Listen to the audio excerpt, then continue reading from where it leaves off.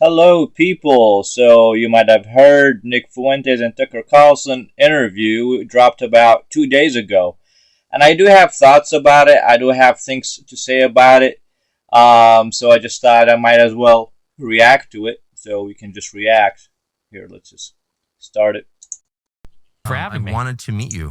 I've heard about you. I've heard about you.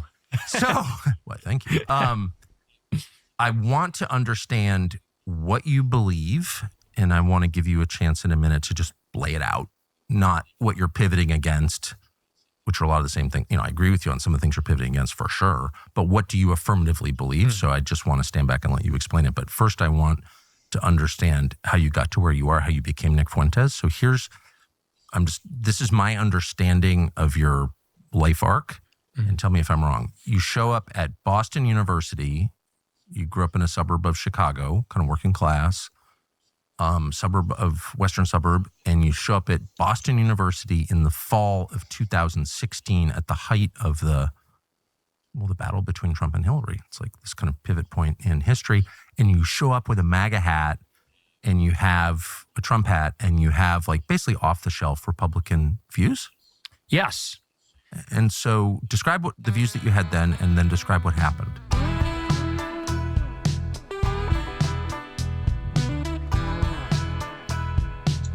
So far, it looks just so insane. Like, I would have never thought that I would see these two on a show having an interview in this manner. So far, this whole thing, if I didn't know better, I would think there's an AI or something like that. So I'm just saying.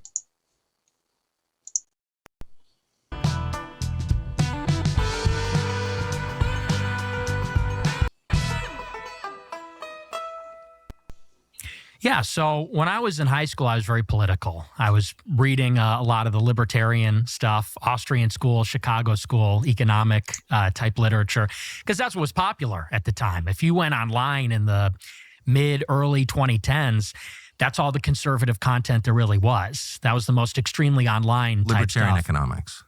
Well, yeah, basically kind of the remnant of the Ron Paul revolution. Yes. The Young Americans for Liberty, PragerU, which kind of skews a little more, I guess, conservative, but very basic small government, individualism, libertarian type stuff. So you watch PragerU videos? Oh, yeah. I was in the Prager Force. What's that? It's a Facebook group for college kids, and they promote the PragerU videos. Wow. To the college students and high school students. So you really were a product of the moment. Absolutely. And how'd you feel about Trump? Well, initially, I didn't like Trump.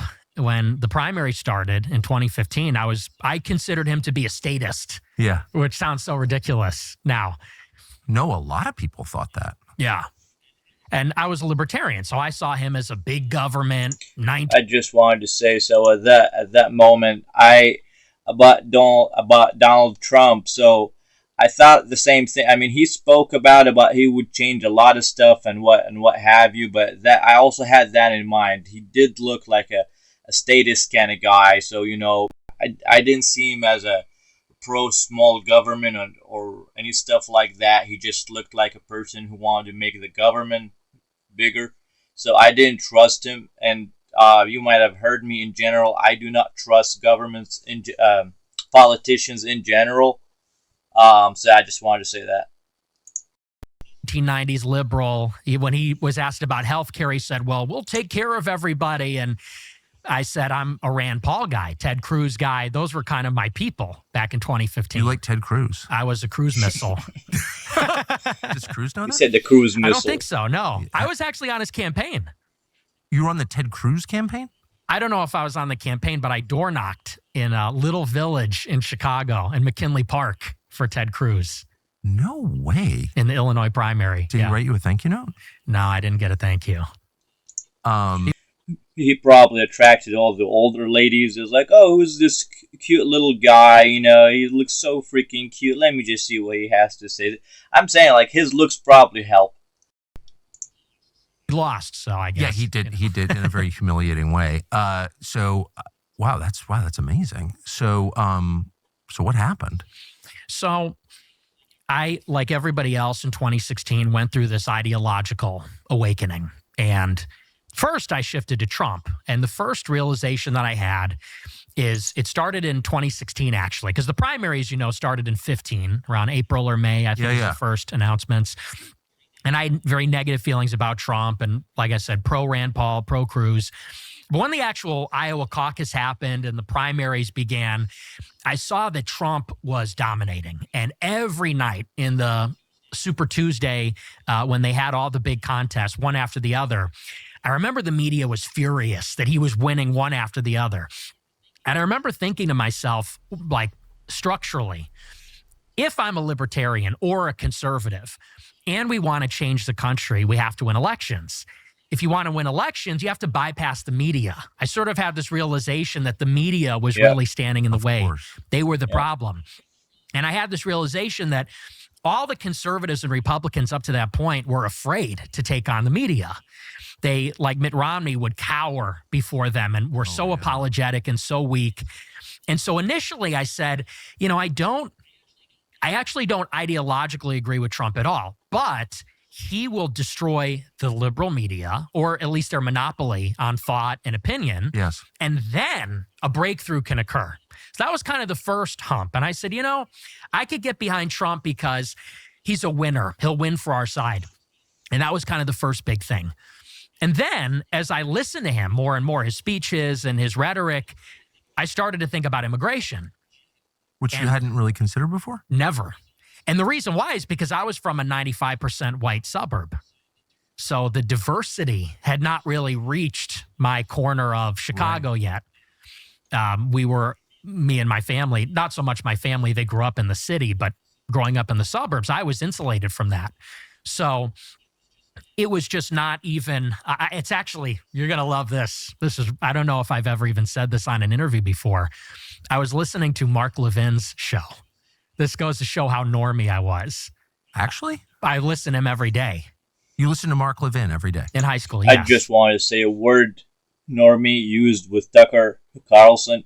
I'm not sure if he understands these kinds of terminology. I hope that he does. He might. He might do, but it's just interesting to use these sort of like young people slang. That I'm used to it, but I'm not sure if Tucker is as familiar. It's just interesting. Wow. I was a fan. I loved his show. And I actually liked how he was kind of obnoxious and mean to his callers. Yeah. Vicious. And I liked that. I thought that was funny. But I'll never forget one show. He goes live and he says, America's becoming a majority non-white country. Does anybody think that's a good idea? And I was thinking to myself, yeah, that actually doesn't sound so good. I didn't really even think that America's becoming majority minority like that. So you were radicalized on race by Mark Levin? Yes. Are you making that up? That's a real story. Amazing. Mm-hmm. He planted the seed at least. And then I saw a graphic on 4chan or Twitter, and I'm sure you've seen something similar. It said, this is what the map looks like, the electoral map. If only men vote, if only women vote, if only whites vote, if only non-whites vote. And it became very obvious what the electoral problem is. It's demographics. These immigrants are coming here. They're going to turn Texas blue like they turned California blue. Yeah, I saw it happen. Yeah, and you look at even the opinion polls.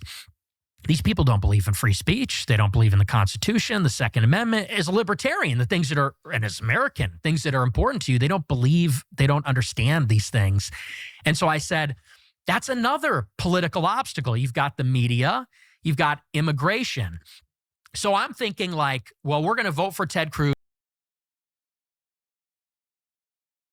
He's going to be the constitutionalist. We'll vote for Rand Paul. He'll be the libertarian. But what stands in the way of political power for us? It's the media and it's immigration. So I said, well, we got to get Trump to beat the media, build the wall, deport the illegals. And once we set the country straight, then we can actually have our constitutional republic back. That was kind of the idea. And that's the mindset that I had going into college. Amazing. So then what happened? So I go to college and I'm just, at that point, a huge Trump supporter. And you got to understand, for me, for my generation, so I was 18. I turned 18 in August 2016. And to us, That's Trump, amazing. yeah, well, because we're like the first generation that was influenced by Trump coming of age in that moment. No, I say it's amazing because when you're living in something, you don't appreciate its full significance. But to be 18 in August of 2016, so this really is, as you're forming your views and really yourself. Yes.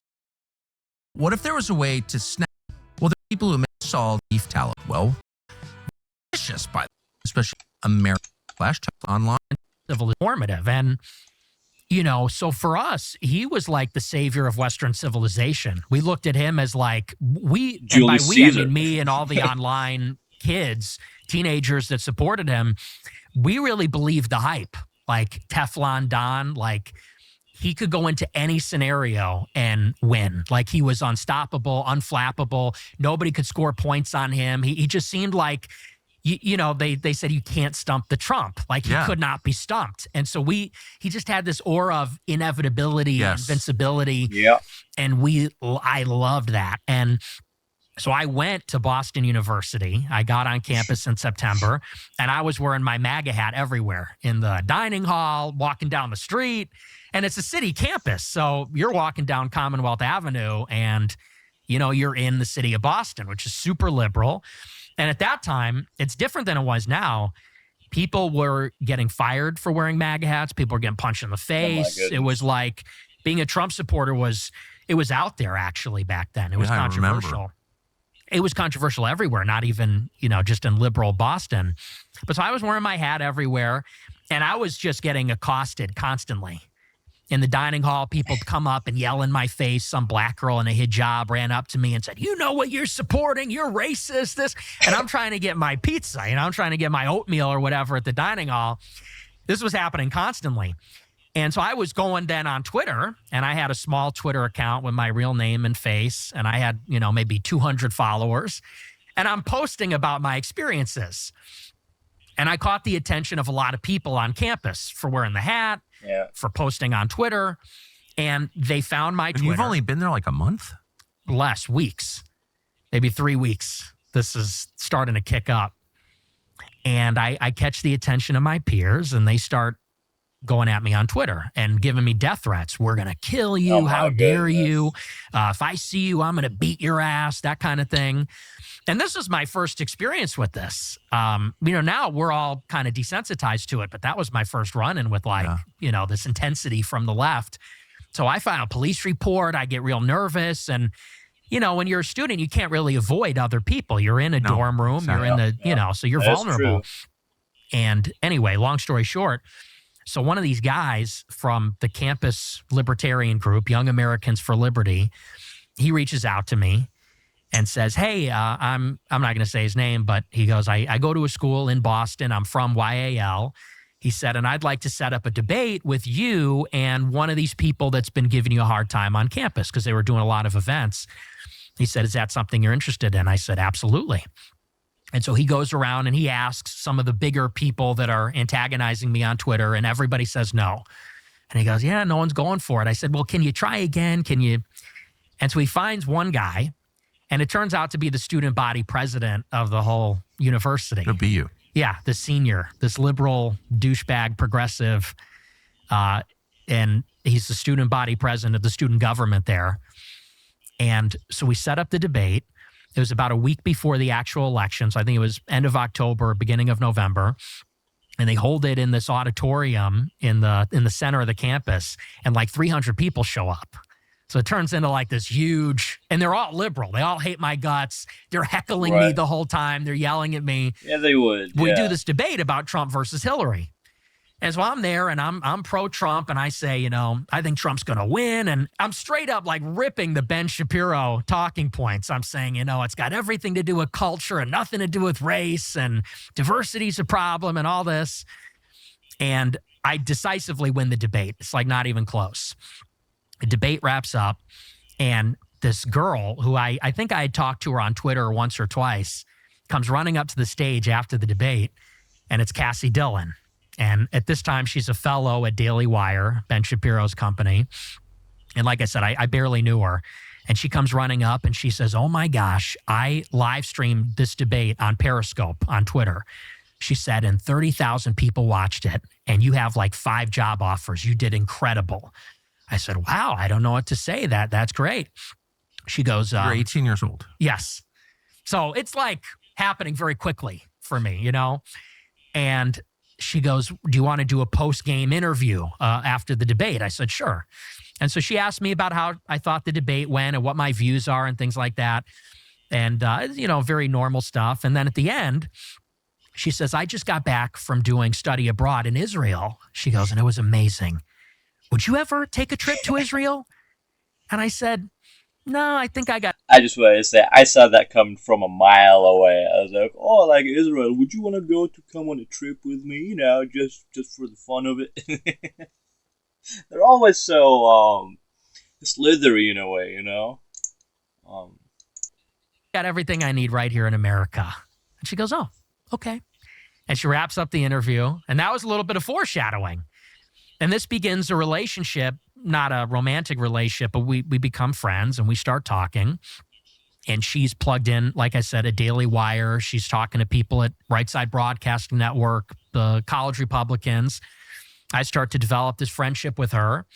And over time, she lands me this show on Right Side Broadcasting Network. And in this time, I'm really starting to lean into America first. I'm becoming more pro-Trump as time goes on. And what really stood out to me was Trump's inaugural address in January 17th. So this was just a couple months later. And in Trump's inaugural, he says famously, a new vision will govern our land. It's going to be only America first, America first.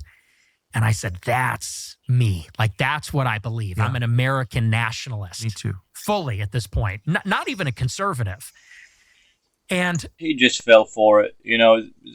Trump and other politicians, they would say anything to get your vote. They would say, I'm America first. I'm going to do all what you guys want, blah, blah. I will keep immigration out. I will do this. I'll do that.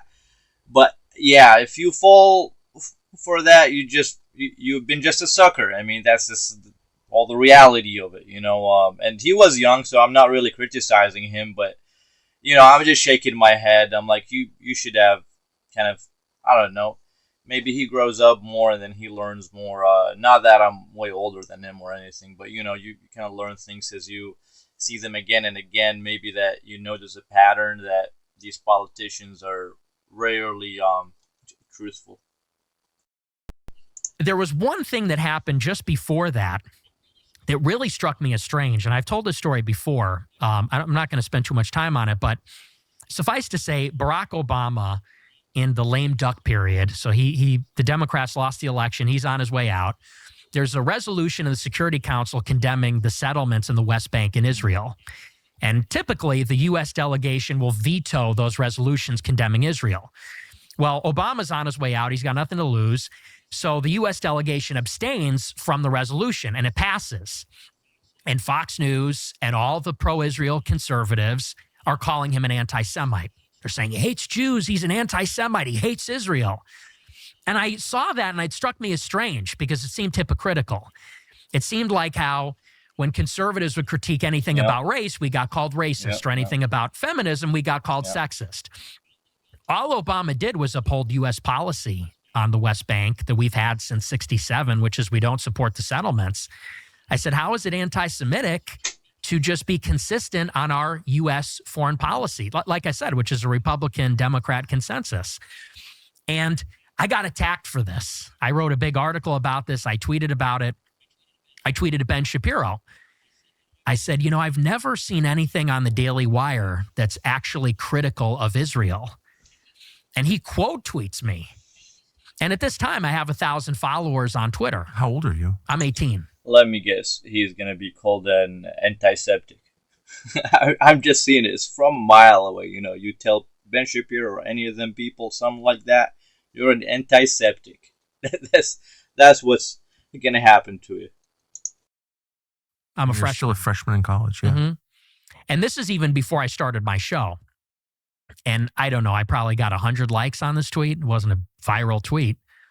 He quote tweets me and says, to accuse a Jew of dual loyalty is the surest sign of anti-Semitism. And like, this is how it sort of begins. And I see this tweet. And by the way, that was on Christmas Eve in 2016. He immediately called you an anti-Semite. Mm-hmm. So I'm driving to Christmas Eve Mass with my family. And I see on Twitter, the notification comes up, Ben Shapiro quote tweets me, calling me an anti-Semite. And I was like, what is this? Like, why is this guy attacking me? You know, because I don't have a platform at this time. I'm not an influential guy or anything.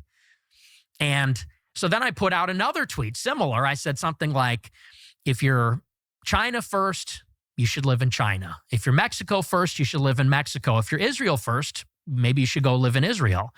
And again, he quote tweets me and says, you're an anti-Semite. That same night? This was, I think, a couple weeks later. Happened a little bit further down the line. And so... Were you surprised that he knew you were? Yeah, I was. I was surprised at why he cared. Yeah. Because I'm thinking, how does he even know who I am or what I'm about? And it turned out that Cassie Dillon, she had texted him earlier and she wanted him to take me under his wing. She texted him after that debate and said, you know, you really like this guy. He's amazing. He did this great debate. She goes, but he's a little too pro-Trump. He's a little too Trumpy. And he goes, I'll take a look. And so I guess the two of them were kind of like grooming me in a sense. They wanted me to go maybe and be a Daily Wire or maybe looking me as a potential conservative activist or influencer. And so they started paying attention to me. And the more critical of Israel I was, I started to get this really intense pushback from the both of them and from a lot of the people at Daily Wire. Why do you think, so you're an 18-year-old college freshman, you're clearly talented and you're engaged, you're really interested, and you ask not crazy questions like, what is this? Mm-hmm. And rather than explain it, they just call you a racist, call you an anti-Semite. Like, that's the first response. That seems like the least effective. Well, it turned out to be not very effective in your case, but that seems like the least effective thing you could do. Why do you think they did that? Well, I think that you have to look at it not in retrospect because hindsight is 20/20. And so looking back, you could say they made a terrible mistake because look at sort of what they provoked or what they catalyzed. But at that time, you got to consider I'm 18 with no following, with no network. I'm coming from the suburbs of Chicago. My parents didn't go to college. I have no connections. And so for them, it was very easy that if they detected that a promising young guy was going to become anti-Israel in the conservative movement, they could crush that person easily and grind them under the heel. So they sort of were alerted, oh, there's a precocious young guy that isn't on board with Israel. We'll keep an eye on him. And if he gets too vocal or popular, we'll cut him down. We'll crush him. Because at this time, as you know, in 2017, it's a very different time. 2016, 17, Yeah. Any criticism or dissent on the subject was a death sentence. You became radioactive, unhireable, blacklisted, and that's exactly what happened. And basically from then on, it was just this escalating series of blacklisting, censorship, hit pieces, rumors to try to ostracize me from the movement. And While you're a college student? yes, as a freshman, yeah. Most of them have, but especially Tucker, he does have some things that could get a person frustrated a little bit, you know. Like a big part of your political evolution. Yes. You went from a fan / acolyte to an opponent and then just pivoted against everything Yeah. that he believes. Yeah. It was because it was this new dialectic that Trump forced. Yeah. Trump planted the seed. And the seed was America first. Yes. So once you accept that, a lot of the way we're doing things becomes impossible to support or justify. Right. The contradiction becomes apparent. It gets moved to the center and it becomes unignorable if you're consistent. So what kind of efforts did they make to make you go away? So this is a couple of months down the line. You know, first they would try to dissuade me from asking questions because I was friends with a lot of the Daily Wire writers, not just Cassie Dillon, but many of them were Jewish. And I would ask them point blank. I would say, so why do we give Israel all this money? $3.8 billion per year? What is that for? Right. And they would say, well, there's a really good answer for that, but you're asking it in the wrong way. You're asking it in an anti-Semitic way. I'd say, I'm asking for the proof. What's the argument there? And so first it was the sort of, hey man, could you kind of tone it down? Maybe just don't bring that up so much. But I was persistent because at this time I was genuinely inquisitive. I wanted to know, is there an actual reason? And I was actually expecting that there was a really good reason for all of it.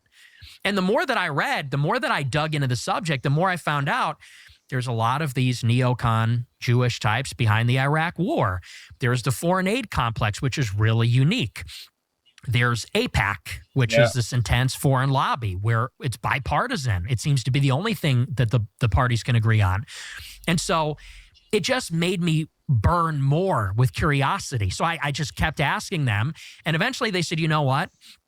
We're not going to talk to you anymore. And these are my friends. I met them, went to Christmas parties with them. And all of them one day said, you're done. We're blocking you. We're never going to speak to you again. We're never going to have you on our show.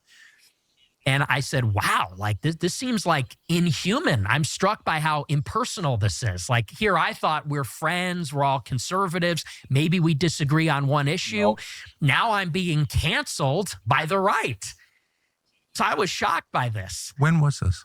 This was February or March 27th. I just want to mention the right or the left, that both of them have been always hypocritical, so, they pretend, as I just said, politicians in this sort of field, they flip-flop a lot. They're insincere. If you come to them and you do have a sincere question like that, most likely they're not gonna like you, unless that you conform to what they're pushing for specifically.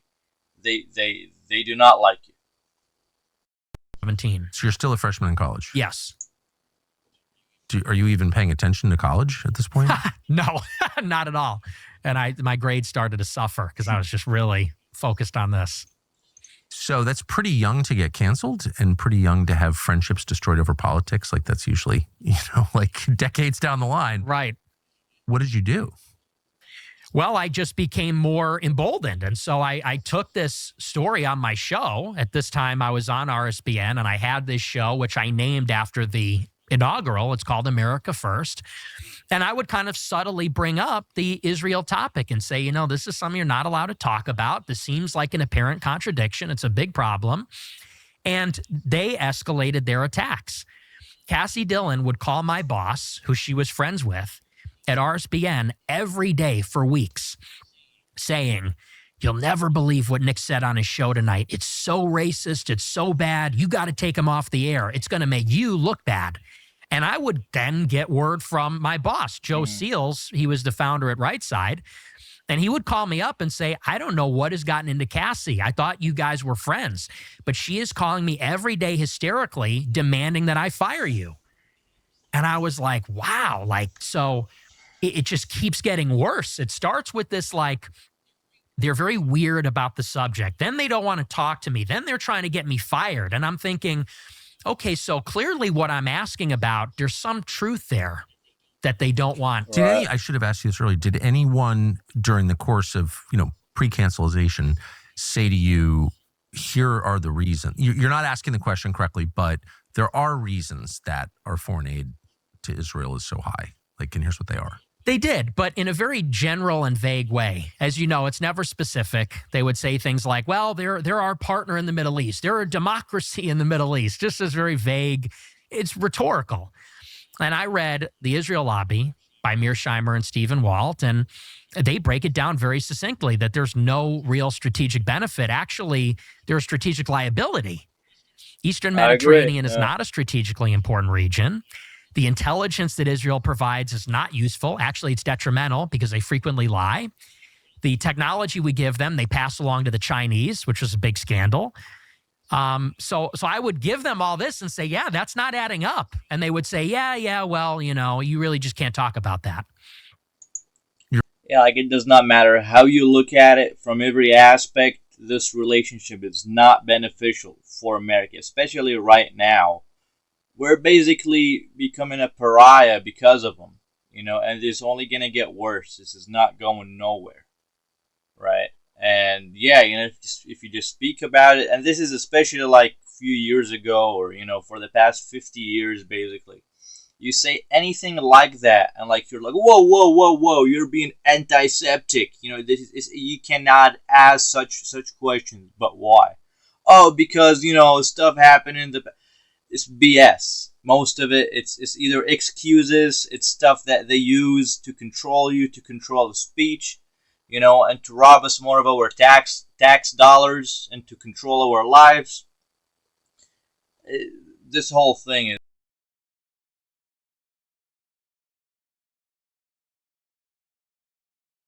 Your friend said that to you? Yes. Wow. Okay, so what happened to your job? The Right Side Broadcasting gig? Eventually I got fired. I got kicked out. Why? Because one of these clips that Cassie Dillon had a problem with, she ran it up the flagpole. She took it to Media Matters, actually, which is a left-wing outfit. They're like a cancel mill. And wait, the Daily Wire person took it to Media Matters? Yes. Are you sure? I'm 99% sure. Huh. What was the clip? It was a clip, ironically, where I was talking about the travel ban, the so-called Muslim ban, and I was defending it. And I said that the First Amendment does not protect foreign nationals. It doesn't protect Salafists, Wahhabis. Right. He's like, I said, they're saying that there's a constitutional right for radical Muslims to come here. And I said that, how are they protected by the First Amendment? They're foreign nationals. And the authorial intent of the First Amendment was actually not even to protect that to begin with. It's kind of anti-Christendom radical ideology.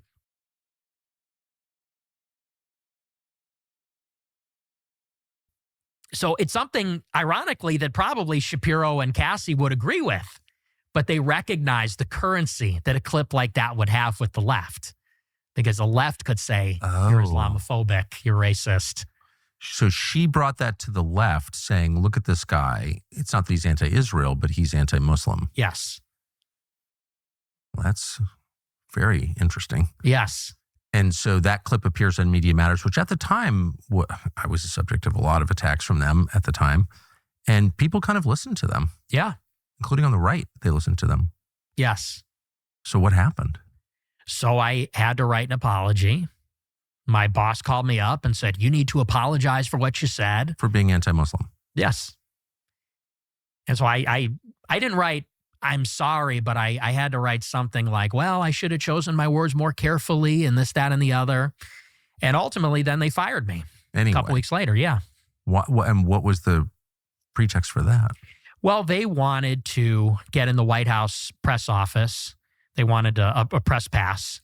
And they said, the stuff you're saying on the show isn't like a good look for Right Side. They're not going to let us into the White House if you're with us. But the pressure in this scenario came exclusively from the Daily Wire. Yes. Yes, because, and here's how I know why. My show got maybe 100 live viewers every night. Not a powerhouse show. No. So the Media Matters was not onto me. They were put onto me by people in the right that wanted me canceled. Yeah, well, that's interesting. So then what do you do? You're failing in school. Your show just got canceled. What's your plan now? So I dropped out. College. Mm-hmm. Yep. And I hated college, and it was very expensive. Even I had a substantial scholarship, but it was still expensive, and I didn't like it. So my plan was that I was going to go to a different college. I might work for a year, make some money. And eventually I got the show back about a month later. They came back, and by popular demand from my 100 viewers who were very dedicated, Right Side offered me the show back. And so I took the show again over the summer. And then I applied for a job at the Leadership Institute. That was kind of the next big saga. But you didn't get that job? No, I did not get the job. Why? Well, I was told, because I knew people that worked there, that were field representatives there. It was a field representative job. And so I went out for a job training at the end of July 2017. So after that second semester, and I applied for this field rep job. It was this 2-week training. And I go there, and on the first day of the whole thing, they go around the room of all the prospective applicants. It's like a big tryout, basically, for 2 weeks. And they wanted to get everybody to break the ice and know each other. So we did introductions. They said, say your name, how old you are, and why you're a conservative. And at this time, people are not where, let's say, we are right now. They're not America first. They're not anything like, they're not talking about great replacement. That's not on the radar for them. So you go around the room and you hear stuff about small government, free markets, personal responsibility, that sort of thing. And they get to me and I said, well, I'm a conservative because we're losing our civilization because of mass immigration. America doesn't resemble America anymore. France is no longer France. I said, and if we don't conserve the demographics, forget about the rest. That's what we need to conserve. And I said that. And I was told later on that at that moment, I was immediately disqualified by the people that were running the job training. Not the cause necessarily for this sort of thing. So I'm just saying, so this could be, so I could see why would somebody see that and be like, nope, this is not part of the discussion because this is, obviously very racist, and and one thing leads to another, right? Because you can't say, I hate immigrants. They're coming here and they're all replacing us. And then on the other end, you can go from this step to the next step. I hate immigrants and people who are different from me, from a different population, from a different race, different ethnicity from me. And if they're not leaving, well, I'm gonna force them. I will use force. I will use violence, right? And then it goes from there to, well, they're resisting. Well, I gotta just murder them. I just have to get rid of them. I have to off them. So it's a really slippery slope there. So I understand why this sort of discourse should be regulated and should be, so that we make sure that we don't reach that point where we're at each other's throats, right? Because if you go there, then nobody is benefiting. Not him, not the minority people, and nobody else. So yeah, I kind of see, why did that happen? But I do see the point as well. They said that was too far right. That was too extreme. Worrying about who lives in your country is far right? Apparently. When we started this show, we were looking for a very specific sponsor. We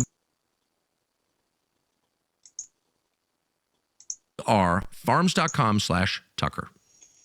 So where does that leave you ideologically? Like, how are you changing at this point? So at this point, I'm realizing that something is deeply wrong here in the conservative movement, because we were led to believe in those days of the campus culture wars and Gamergate and all that, is that we're the marketplace of ideas and we're about free speech and the rest of it. And here I am being like nuked from orbit by Ben Shapiro as a kid, and for asking what I thought were reasonable questions. Because I didn't come from some strange background. I come from a normal home. My parents are Catholic. They're married. We came from a relatively affluent suburb. I went to Lyons Township. That's like a very affluent high school.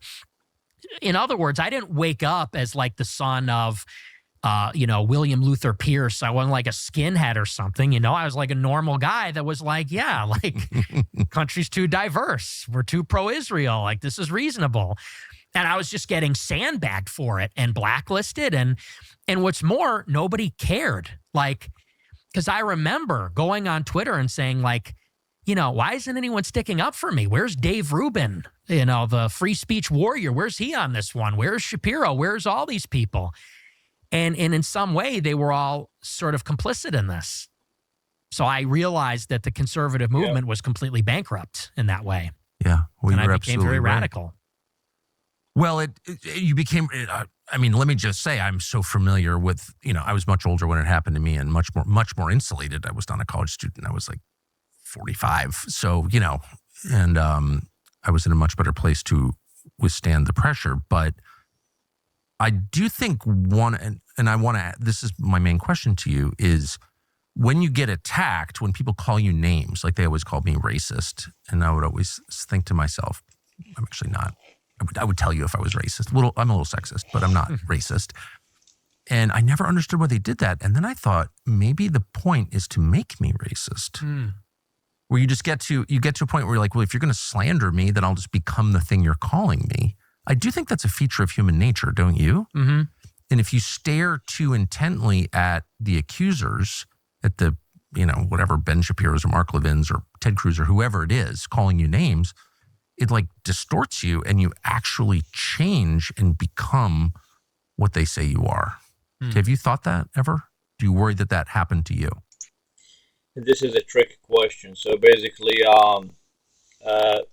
Tucker here is basically trying to see if Nick Fuentes would fall for this and say, yeah, I totally blah, blah, and that's how I became this, so it's sort of like a litmus test, seeing if he's stupid enough, or this could be part of a thing where, like just kind of,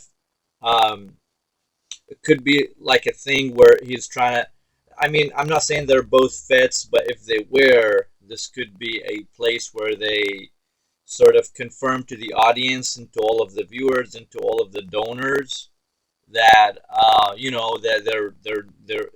they're not racist and they're not this and they're not that and they're not radical in a sense, So yeah, it's just an interesting question there from Tucker.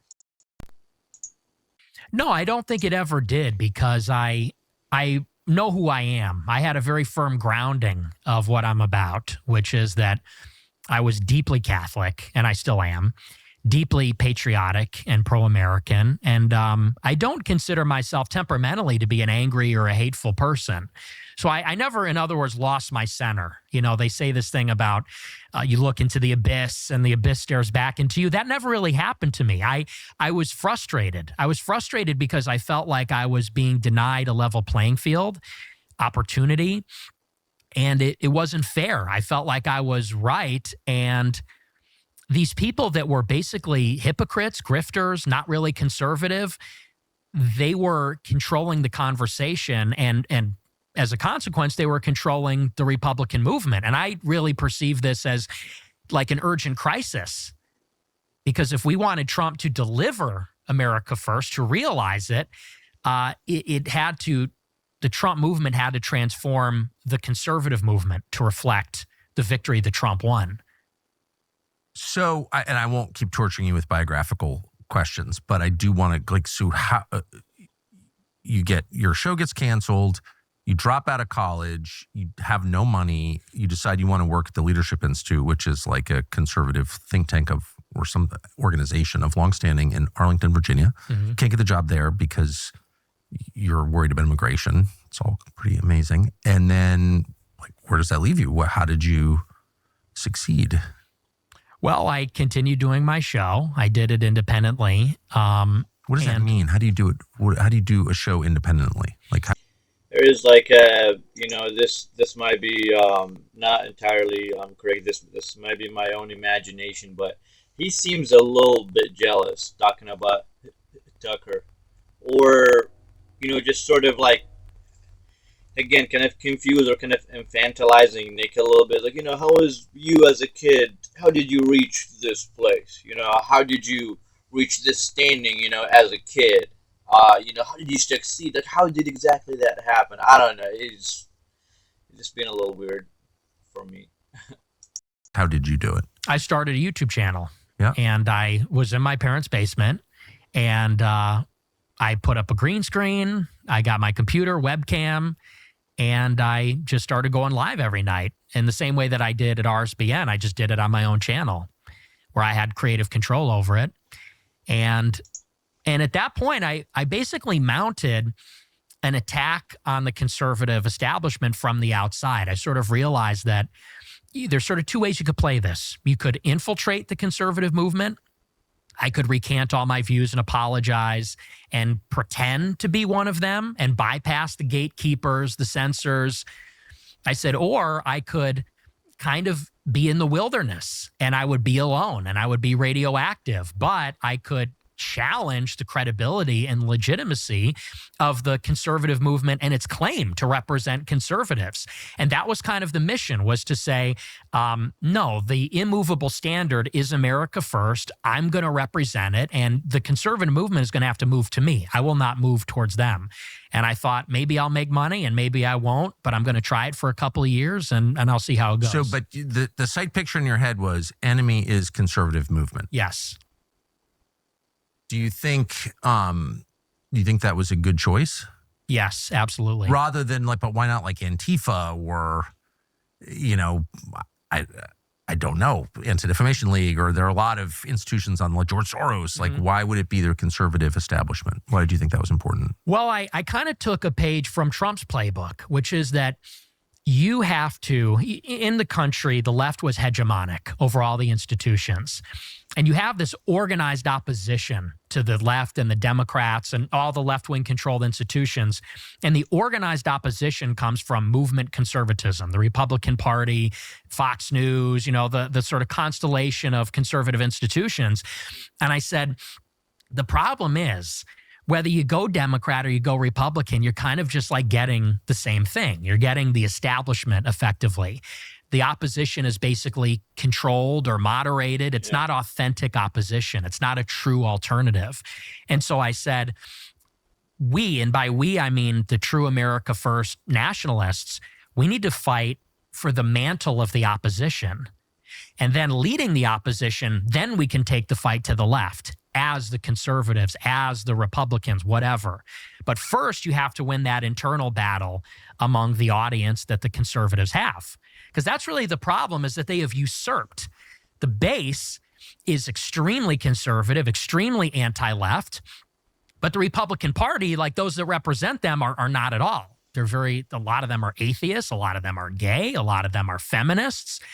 And so I said, like, we kind of need to rally, like Trump did, rally the base against the establishment, and then take the fight to the left as the true alternative. And if you can win that, then you win the country. That was kind of Trump's model. What did you see as like the most important gatekeepers that needed to be overturned, pushed aside in order to do this? It was the Zionist Jews, like Dave Rubin, like Ben Shapiro, like Dennis Prager. It was these the guys that were really controlling the media apparatus that seemed to me to be the biggest impediment. Fox is not a Jewish business, though. Well, Rupert Murdoch is an ally of.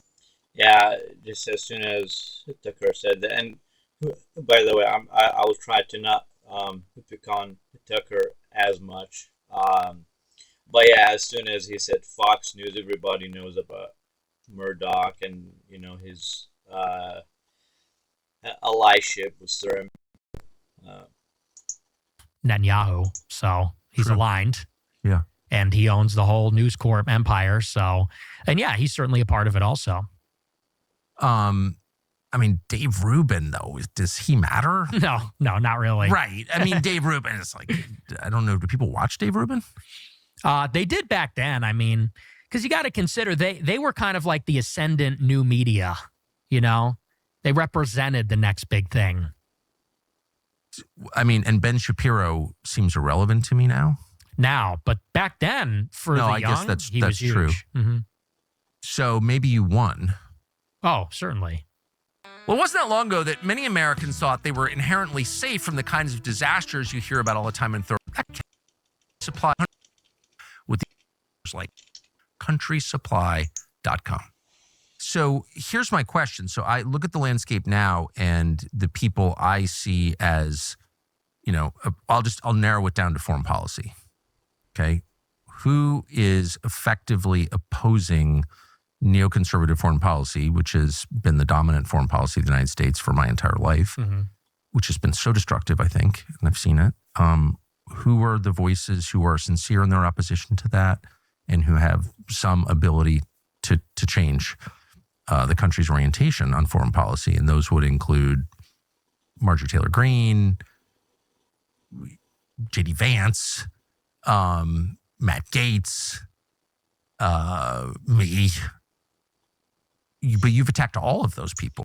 I just like how he slipped himself in there, Matt Gaetz, blah, blah. Me, well, it's been Fox News for most of that time. Just now, he went on YouTube, obviously, and he's been a good voice, but he's been holding off. He's been really trying to balance, the neocon. He's been not as vocal as Nick per se. He's still trying to hold on to something. So, he really just looks more of a controlled opposition than even Nick. Uh, I just wanted to say that. Yeah. Why would you, and almost Joe Kent, those strike me as someone who's really interested in this topic. I'm not that interested in the Jews, but I'm very interested in the foreign policy question. Those seem like the most sincere. Those seem like the only hope of the country to get away from this destructive, really self-destructive cycle. Why attack them? Well, in short, they attacked me first. Yeah, but who cares? Well, let's take Joe Kent. I mean, you attack me constantly. Well, and I'm like, I don't really give a shit. I want to meet the guy. You attacked me first, too. No. But what I'm saying is I'm not whining about it. Sure. I'm just saying, so, you know what I mean? Well, I don't say so because, take Joe Kent, for instance. I supported Joe Kent, and I talked to Joe Kent. I got introduced to him by Matt Brainerd. Matt Brainerd went to my conference in 2021. He bought a table. Was he his campaign manager? He was. Okay. Or he was a consultant, but he was on the campaign. Yeah. And so I met Matt Brainerd. He liked me a lot. He loved my conference in February 21, which he bought a table at for his organization, Look at America. And in 2021, and by we, I mean my nonprofit and myself and my team, we wanted to support America First candidates in the midterms, like you said. So I'm not sure really who's Joe Kent here. So I don't really care about Joe Kent and all of these kind of side characters to me. So I'll just skip that part. Go straight to identity politics here. But I also think there's a true, not just principle, but spiritual reality that we have to defend, which is God created every person as an individual, not as a group. No woman gave birth to a community. We hate that kind of thinking, yes. Right? Collectivist thinking like that. That's identity politics. That's what Dave Rubin engages in. That's why Dave is just a child. You don't pay any attention to Dave because he's shallow. But we're not going to be that, right? Or no? No, I completely agree with you. And, and not to be that guy and say that thing, but my best friend is a Jewish person, but here's my substantive disagreement, because as a Catholic, I could not agree more with you. Yes. In what you're saying. I love all people, even the ones that don't like us. We have to love them all. And we have to recognize that we're required to. Yes. And especially Aquinas says the Jews are a witness people. And so they actually have special protections under the law, according to Catholic philosophy. But I guess my substantive disagreement, which I've said on the show also, is the idea that neoconservatism and Israel has nothing to do with Jewishness, Jewish identity, the Jewish religion, because clearly the state of Israel and the neocons are deeply motivated by that ethnic identity, and their allegiance to Israel proceeds from that. The plan of Greater Israel, the blood and soil nationalism of Israel, it stems from this ethno-religion, which is Judaism. Well, this is, just BLM, the new version. This is identity politics. They're engaging in identity politics. I mean, that's just so obvious to me. But the problem in your response, I get what you're saying, but the problem in your response is it does not apply to every individual. No, and I would never say that. Okay. Well, I just think it's important to say that, not to kind of dodge the accusations against you. My best friends are Jewish.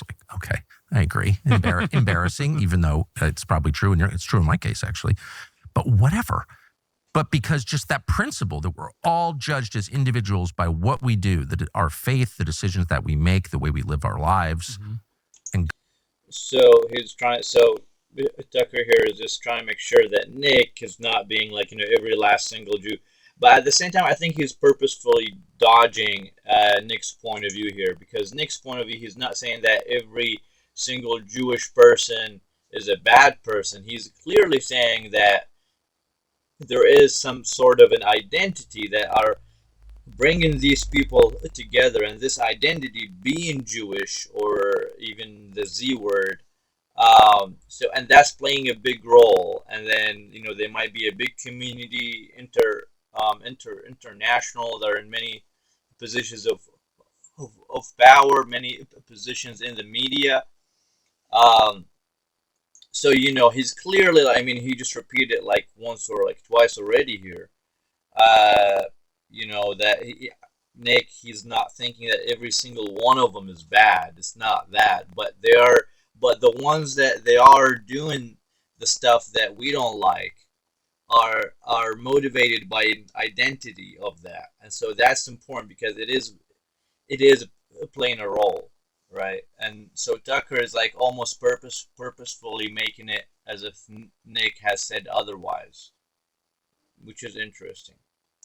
God will judge every one of us in that way, and that's how we're supposed to judge. Like, is that? I think that's true. Yeah, and I totally agree. But I guess the disagreement is you say identity politics like it's a bad thing. I think identity is a reality.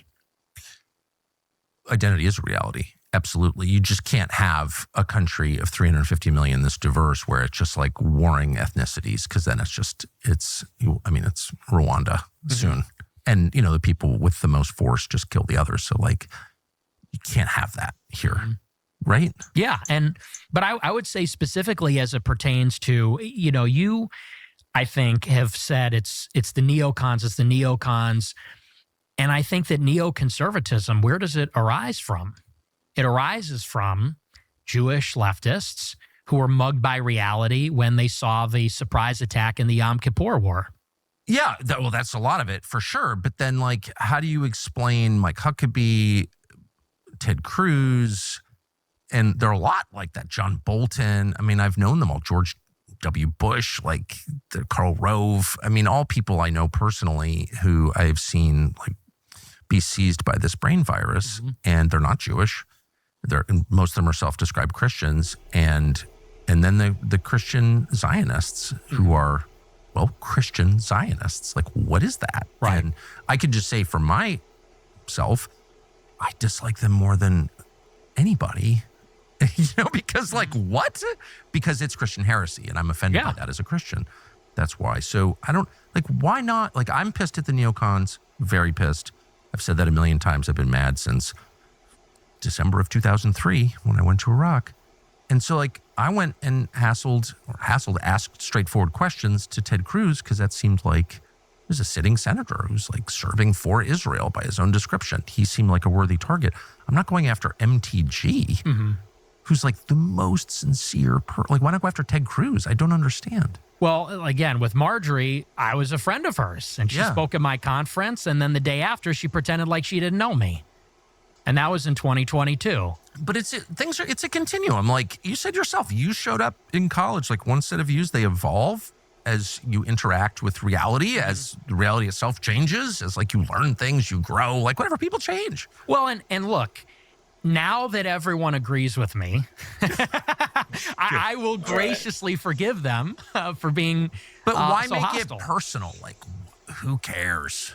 It's not personal for me. Like with Marjorie, if she wanted to, be aligned or whatever, I would totally be on board with her. But where do you disagree with her? I don't know, because I don't know what her new views are. She's really only come around on Israel this year, and I've been talking about this issue for 10 years. And right, okay, all right, you win. But like, no, but it's not. But it's Nick is doing pretty good here, so he's making sure that this is not being perceived as personal. And I have never thought that he was doing it out of a personal spite. Part of it is for the drama and for the audience, and then the other part of it is that he sort of wants to punish even if it's just in a little way, So if somebody is like doing something against him, so he does something against them back, not because he is emotionally hurt, but because it's sort of like a punishment. It's sort of like, don't do that again. If you do it more, then I'm going to do it more. Don't attack me, or I will attack you back. So it's kind of a self-defense sort of thing. and also for the audience and for the drama, people might be more tuned in to this sort of thing, and maybe they find it more entertaining. So yeah, I think Nick is doing good so far. It's not like that. It's just it's a little. It feels like BS to me that, and I said this on Twitter the other day. It's like I got treated like I didn't exist. Right, I get it. Canceled for 10 years for saying these things. And that's really where all this drama comes from. A time when there was this intense censorship and nobody was on board with this stuff. Like, again, Marjorie, she fired one of my people was working in her office. She fired that guy because someone found out that a groyper was working in her office. And that guy got his life ruined, and she pretended like she didn't know me and lied and said I had no idea the conference I was speaking at. She knew exactly what it was, and that's fine. But now that she's on the same page, there's like this expectation like, okay, well, why did you have a problem with her in the past? It's like because she was on the other team in the past. Yeah, well, so was everybody. Yeah, so now so were you. Yeah, so what? I mean, what? Why not? It's got to be bigger. I'm really trying not to pick on Tucker right now, but he is being, just obnoxious a little bit here. I mean, I think Nick is very clear in what he is saying. He's saying he used to have a problem with her in the past. In the present, since they're on the same page, he doesn't necessarily have a problem with her now. And I think he repeated it now 2-3 times. He explained it thoroughly. Yeah, I'm a little bit disappointed in Tucker. Bigger than just like us, right? And it's not. I don't think. Well, I'll speak for myself. I don't feel like I'm at war with the neocons or Israel. It's much bigger than that. It's like you want to restore America to a place where your grandchildren would enjoy growing up. That's it. Yeah. Right. Well, and as far as Marjorie, so it's not who cares. You know what I mean? Like, yeah. Okay, lots of people hurt if Dave Rubin called me tonight, which he would never do, though he has my cell, and said, I'm really sorry I called you Hitler. Like, I didn't mean it. You're raising lots of legitimate questions, which I think I sort of agree with or am thinking about in a deeper way. I'd be like, great. Yeah. Like, I don't care. And look, Tucker, that's why I'm sitting here, Right. I mean, because we had a contentious dialogue. Well, I thought you were a Fed. I thought you were a Fed. I was a Fed. Yeah. I'm not a Fed. But whatever, I don't care what people think. We showed each other a badge as we know well. No, but I thought you were a Fed because I was like, why not? It's not cucking to say you're not talking about all. Wait, did he just say cucking? This is maybe the funniest thing I've seen in this interview. Tucker Carlson said cucking. I wonder. Never mind. I'm not even gonna say anything. That's weird, but I don't know. There's just been like such a youngster term, All Jews when you oppose a foreign policy position. It's not. There's nothing liberal about that. It's just true. That's the Christian position. Okay. And 2, why are you attacking like the best people and not the worst people? Well, yeah. I mean, again, he disavowed me for my views on Israel and said I talk too much about white people and Christianity. And to me, that's like a sincere ideological disagreement. I get it. And, same thing with Marjorie. Marjorie fired my guy. She disavowed me. And, and you worked with Blumenthal on that article, but you called me on the phone and we talked. Yeah. I mean, I was it. like, what? From my perspective, this is all so stupid. And I feel like Tucker here, through his experience with the media, he's trying to create some conversation to kind of make it look maybe a little bit that Nick is saying something that he's not. So he's making the conversation look like as if Nick has unfounded problems with Matt Gaetz and Marjorie Taylor Greene, while he stated that he's not. But the way he's speaking and he's making him explain over and over and over, so that could be a clip per se to make Nick look like he does have a problem with them, where he stated that he's not. It wasn't the past, it's in the past. But yeah, I'm just saying, so this is something that Tucker is doing. It's a little obnoxious, but he's doing it for his own reasonings here. It's very interesting, and he's very smart, and he's very media experienced, and he knows interviews, and he's a slick guy. I think Nick should not even engage in this sort of thing. He should just say that, I don't have a problem with them now. So I don't know what are you talking about. I don't have a problem with them now. He should just stop it there so that he don't have these clips where he make it look like that he actually does have a problem.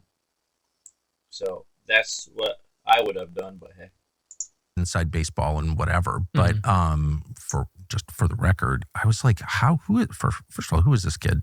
I'm working at Fox News. I'm aware there's an internet, but I'm more out of it than you may appreciate. And I'm like, out of nowhere, attacking this one. I had Joe Kent here to my house and did this interview with him. And I'm always in search of a sincere politician. Don't have to agree on everything, but I really believe sincerity is the whole game. If someone's heart is pure, he will be brave. I always have thought that, and it's turned out to be true. Marjorie's a perfect example. And that's all that matters. If you're afraid inside, if you're weak inside, you will crumble when it matters. So I really felt like, wow, Joe, don't agree with him on everything, of course, but I was like, this guy is really sincere. He's like a good person. And then you show up and you're like, he's a CIA officer, and he was a CIA contractor, but really crush the guy. And it's like, why, of all people, you agree on 90% of stuff? That was my view. And I was like, well, clearly this kid's a Fed. Right. But you didn't know the whole story. I didn't. Yeah. You're absolutely right. And look, and now that, and I want to be, I'm not trying to be combative. I think that. Go ahead. You're not hurting my feelings. Here's what I'm trying to say is, now that Marjorie is pushing in the right direction, I absolutely support everything she's saying. And I've not been critical of her at all this year. He's doing good. Because I think that what she's doing is extremely courageous. And I think you're right. She is sincere. So it sounds like you're, not to put words in your mouth, but your life experience has left you so stung by the Republican establishment. You don't trust anybody, it sounds like. Well, no, these people attacked me when the rules were different, and now they got better, and now I'm good with them. I'm willing to be good with them, but I think that I don't know if Marjorie still has a problem with me or not. I don't know.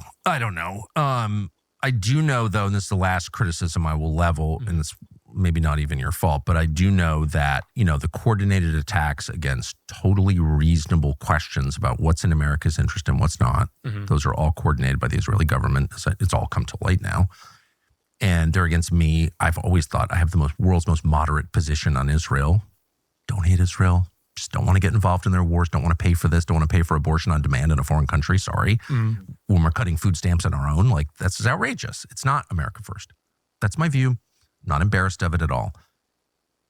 They are totally determined to take me out, I think because I'm reasonable. Who would disagree with that? And call me all these names, the most dangerous anti-Semite, when I'm not even an anti-Semite. And they're not doing that to you because, this is my view, and this is not necessarily your fault, but because they're like, Fuentes discredits the reasonable people because he's always banging on about the Jews. And so he makes everyone else look like a Nazi. And so it's like he's playing a pretty valuable role in the same way that Israel has always funded extremism throughout the Middle East, including Hamas, because it discredits the reasonable people. That's a fact. Yeah. So I don't know if you can identify this, but Nick's expression here is starting to begin to be sort of like almost teary-eyed. He's like, I feel like he's understanding and he's seeing that, the insincerity of Tucker here. He's like, oh yeah, is this how you want to be? Okay, I'll take it. Or maybe I'm reading way too much into it, but you can see his expression is sort of like teary-eyed a little bit there. The whole thing is very interesting. It is a very entertaining interview. I would just say I disagree. Because you said the other day, they like me. I don't know what you're talking about when you say that. because I don't know. Let me just kind of rebut that. Well, The by the way, ADL, I'm not saying you have anything to do with this. I'm just saying I've noticed the phenomenon. Totally. And I just reject that because they have been messing with me for my entire adult life. I mean, the ADL got me banned on YouTube. The SPLC posted my house on their website. What do you mean posted your house? They posted a photo of my house on their website. How can they do that? I guess that's a free speech thing. The SPLC posted a picture of your house on their website? Yes. When? In 2022. Actually? Yes, they wrote an article. They said Nick Fuentes bought a building in this city. And they said we interviewed his neighbors and property records reveal this and that. And on the front page, the picture for the article is my house where I live. That's crazy. And then someone showed up with a gun and tried to kill you at that house? Yes. Yeah. So that's why I say, you know, you say, well, they're not doing this to you. It's like the ZOA, the SPLC, the ADL, the Daily Wire. All these groups have been on me for years. So that's news to me if they're really endorsing my activities. It could just be my perception. But I guess what I'm saying is, as someone who thinks his own views are like completely reasonable, pass every smell test, you could x-ray my soul. I don't think there's a lot of hate in there. And to the extent that they do make me feel hateful, the people who attack me. You know, Tucker, good people do not speak about how good they are. So the fact that he is doing this is, I'm trying not to pick on him. I was trying not to pick on him so much, but all right, yeah, I'll just leave it, you know. But yeah, I'm just saying, you know. I do like say prayers about it. We're not allowed to hate people as we forgive those who trespass against us. That's like our core prayer. So I just feel like it's I don't know. Am I being paranoid? I feel like going on about the Jews like helps the neocons. That's what about my views do you think are unreasonable if yours are reasonable? I think, again, I don't think it's cucky. I think it's reality to say that guilt is not inherited. Blood guilt is bad. One of the reasons that I'm mad about Gaza is because the Israeli position is everyone who lives in Gaza is a terrorist. Oh my goodness. Nick clearly said it is not a blood thing, but all right. Terrorists because of how they were born, including the women and the children. That's not a Western view. That's an Eastern view. That's a non-Christian. That's totally incompatible with Christianity and Western civilization. They say, oh, we're the defenders of Western civilization. Not with that attitude. You're not. Collective punishment is the enemy of Western civilization. Yeah. And so I hate that attitude. It's genocidal. The current claims that I'm a cancer, you know, from Ben Shapiro or whatever, we need to be excised from the body of conservatism is a genocidal position that it basically encourages violence, as they well know. The whole thing I hate. So like anytime you say a whole group of people is responsible for the sins of some of its members, like I'm out. Yeah, but that's not my view. It's not. Okay. So so tell me your views. Like rather than you're one of those people, one of the reasons I wanted to meet you is you're one of those people who is defined by clips. Yes. And I'm one of those people also. Yes. Right? So I get it. So I'm going to just shut up and you tell me what you actually believe. Yeah. Well, and listen, I mean, and I appreciate you saying that because that's just the reality of the media environment we're in. So I don't expect you to know all my views, but I mean, as far as the Jews are concerned, I think that, like I said, you cannot actually divorce Israel and the neocons and all of those things that you talk about from Jewishness, ethnicity, religion, identity. And let me give you like a perfect example. So you say on your show that we need to treat Israel like any other country. And I sort of understand that in principle because Israel is another foreign country. Yeah. But Israel is unlike every other country in the sense that because the Jewish people are in a diaspora all over the world, there are significant numbers of Jews in Europe, but also in the United States. And because of their unique heritage and story, which is that they're a stateless people, they're unassimilable, they resist assimilation for thousands of years. And I think that's a good thing. And now they have this territory in Israel. There's a deep religious affection for the state. It's bound up in their identity, the story of the Exodus from Egypt, the promise of the land, all these things. So let's say in the United States, for example, somebody like a Sheldon Adelson He's not Israeli. Is he an ideological neocon? Does he believe in the promise of democratic globalism? I don't think necessarily. His heart is in Israel. And it's because he is a proud Jewish person. And I guess what I'm saying is that if you are a Jewish person in America.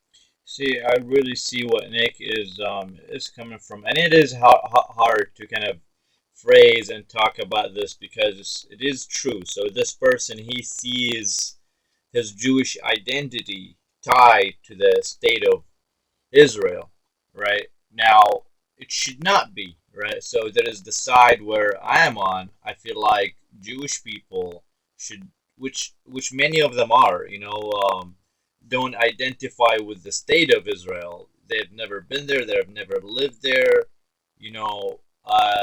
Also, if you have not known, so the Palestinian people have more Semitic DNA than the Ashkenazi Jews that came from all of these places. So a Jewish person should be aware of these facts, and should not base their identity on the state of Israel. Or at least that's my opinion, and I know I got no place to tell anybody to do anything. But if I was in that situation, that's what I would do. But yeah, so you're sort of, and again, it's not because they're born, but it's sort of right. a rational self-interest politically to say, I'm a minority. I'm a religious ethnic minority. This is not really my home. My ancestral home is in Israel. There's like a natural affinity that Jews have for Israel. And I would say on top of that, for the international Jewish community. They're extremely organized, and many of them are critical of Israel or Israel's current government or the project of Israel. But I guess what they have in common, unlike, let's say, like Singapore, for example, is that they have this international community across borders, extremely organized, that is putting the interests of themselves before the interests of their home country. And there's no other country that has a similar arrangement like that. No other country has a strong identity like that, this religious blood and soil conviction, this history of being in the diaspora, stateless, wandering, persecuted, and in particular, the historic animosity between the Jewish people and the Europeans. They hate the Romans because the Romans destroyed the temple. That's why Eric Weinstein goes to the Arch of Titus and gives it the finger and takes a picture. We don't think like that as Americans and white people. We don't think about the Roman Empire in 2,000 years ago. They do. And I sort of disagree just a little bit. So maybe not with the older people, but with the younger people. They think about all the Romans a lot, and they're bunch of theories from few people here and there about that. The United States is a continuation of the Roman Empire. Is that this is a natural continuation in a way. So there are ideas about that. So the white Christian population in America is not totally devoid of these sort of ideas. But he's right in that the other side is more entrenched in this kind of ideology, the religious, the blood and soil. So I guess that's really, and I don't think that's me saying the Jews. I don't think that's me being hateful. I don't think that's me being collectivist. I think that's understanding that identity politics, whether you love it or hate it, whatever you feel about it, it's a reality that we live in a world of Jews and Christians, of whites and blacks. These identities mean something to us and they mean things to each other, and we can't sort of wish them away. And it feels like white people and Christians are the only ones that do that. Well, there's no question about that, your last point, for sure. One of the reasons they do that is because they've been taught to hate themselves, of course, since the Second World War. Another reason is, however, the reality of a multi-ethnic country requires you to sort of set aside community or group interests in favor of corporate interests, universal interests, national interests. And you have to do that or else it doesn't work. And so, I agree those attitudes. I mean, certainly in other parts of the world, people think this way, but you can't have that here. And so it's just important to remind everybody that, things may be generally true, but again, they're not always true. And there are people who just strongly You know what I think Tucker is doing? I think that he's trying to go to the older audience. So the older audience, they might be not as familiar with how young people think and what's exactly going on in these kind of circles. And he's trying to, again, show a picture of Nick and of this movement as something different than what it actually is. Because he's just repeating this for the fourth or maybe the fifth time. He's purposefully misunderstanding Nick. He's like emphasizing this thing about not every individual. Yeah, he didn't say is every individual is bad. So yeah, it's just this. Yeah. disagree. And by the way, in the specific case of Israel, there are a ton of Orthodox who I know who are opposed to the state of Israel. They're more Jewish than Dave Rubin, a lot more, and yet they oppose it. Jeff Sachs is like the most a wonderful man, who's Jewish, and most articulate kind of critic of the state of Israel that I'm aware of. So, like, I don't know. That's just meaningful. You can't if everything is inherited, then there's no hope for the continuation of America. Mm-hmm. Do you see that? Yeah, I don't think it's genetically inherited. And what you're saying about putting aside the tribal interest for the corporate interest, Yes. that's absolutely the case. And that's the only way the country's going to stay together. Exactly. And That's my concern. And I absolutely agree with you. I would say, though, that the main challenge to that, a big challenge to that, is organized Jewry in America. I don't think Bill Ackman is capable of that. I don't think Sheldon Adelson is capable of that. I don't think Yoram Hazony is capable of that, for that matter. And many other, Right. on the right and the left. And I see Jewishness as the common denominator. And you're right. It's not all Jewish people feel the same way. No one would say that, but that does seem to be the common denominator. And I just feel like it needs to be called out explicitly. And I like what you said. If the other day, if you're serving in another country's military or have dual citizenship, you really can't be a part of this project. Well, that's I feel like Nick here was starting to realize how that Tucker is trying to frame him in a bad way, and so he's starting to get a little nervous there.